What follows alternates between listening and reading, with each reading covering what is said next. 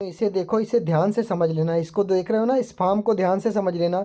किसी भाई मित्र दोस्त जिसका पीएफ, यदि कंपनी में काम करता और पीएफ उसने निकाला, लेकिन कुछ पैसा निकल गया और गलतीवश फिर से उसी में पैसा जमा हो गया और वो पैसा नहीं निकल रहा, नई मेंबर आईडी खुल गई जिसकी वजह से नहीं निकल रहा, ऑनलाइन क्लेम फॉर्म सबमिट नहीं हो रहा, उस केस में आपको क्या करना है, पार्ट पेमेंट का ऑफलाइन फॉर्म भरना है। पूरा डिटेल में बताऊंगा, अच्छे से समझना, ध्यान से समझना, आपके बड़े काम का है। आपका कोई भी दोस्त रिश्तेदार जिसका पैसा फंसा हुआ होगा, बड़े आराम से आप निकाल पाओगे। देखिए यहाँ पर सबसे पहले पीएफ, यदि कोई पैसा फंस गया है और ऐसा फंसा हुआ है कि जिसमें कुछ पैसा निकल गया और कुछ फंस गया, आपने रिजाइन लगा दिया, आपने नई ड्यूटी भी ज्वाइन कर लिया और पिछले वाले में पैसा फंसा, पिछली मेंबर आईडी में, तो देखिए पीएफ पेंशन पार्ट पेमेंट लिखेंगे। यदि पीएफ और पेंशन दोनों का है तो देखिए यहाँ पर मार्क कर देंगे। ऑफिसर को पता होना चाहिए क्या मार्क कर रहे हैं आप। Special case PF pension withdrawal Aadhaar based physical form since online not possible, ये लिख देना है साथ में कि ऑनलाइन संभव नहीं हो पा रहा है, इसलिए हम क्या कर रहे हैं, इसको फिजिकल फॉर्म आपको सबमिट कर रहे हैं। ठीक है, इसके साथ एक रिक्वेस्ट लेटर बनाना है, उसको भी लगाना, वो हम अलग से बताएंगे आपको।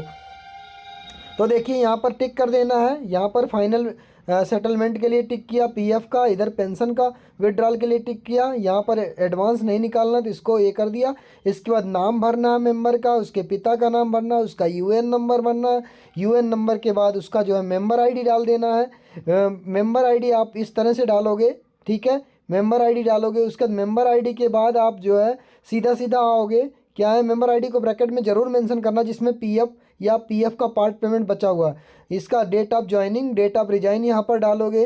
डेट ऑफ रिजाइन डालने के बाद यहाँ पर जो ये एरिया बच रहा है ना, इसमें पैन कार्ड नंबर मांग रहा, लेकिन यहाँ पर आप साफ भर दो, अकाउंट नंबर भर दो, आईएफएससी कोड भर दो, पैन नंबर भर दो। नीचे आओ, नीचे आप एड्रेस डालो और साथ में नीचे साइन कर दो, क्योंकि आधार बेस्ड फार्म है, इसमें किसी भी कंपनी का सिग्नेचर, कंपनी का मोहर की ज़रूरत नहीं होती है। इसे डायरेक्ट क्या करना है, आप अपने आधार कार्ड की फ़ोटोकॉपी, पैन कार्ड की फ़ोटोकॉपी और बैंक पासबुक की फ़ोटोकॉपी, तीनों की फ़ोटोकॉपी करा के उस पर साइन कर लीजिए। साइन करने के बाद इन सबको एक इन्वेलप में पैक करिए और अपने regional PF office, for example Noida हो, दिल्ली हो, जहाँ की आपकी रीजनल पीएफ ऑफिस लग रही है, वहाँ के लिए आप पोस्ट कर दीजिए। आपको जाने की भी ज़रूरत नहीं है, आप 5-7 दिन वेट करेंगे। पोस्ट करने के बाद ये पीएफ आपका नेट पे चढ़ा हुआ मिलेगा, क्लेम फार्म चढ़ा हुआ मिलेगा, कुछ दिन बाद आपका पैसा भी आ जाएगा। कुल मिलाकर 15 से 20 दिन में ये पैसा आपके खाते में आ जाएगा।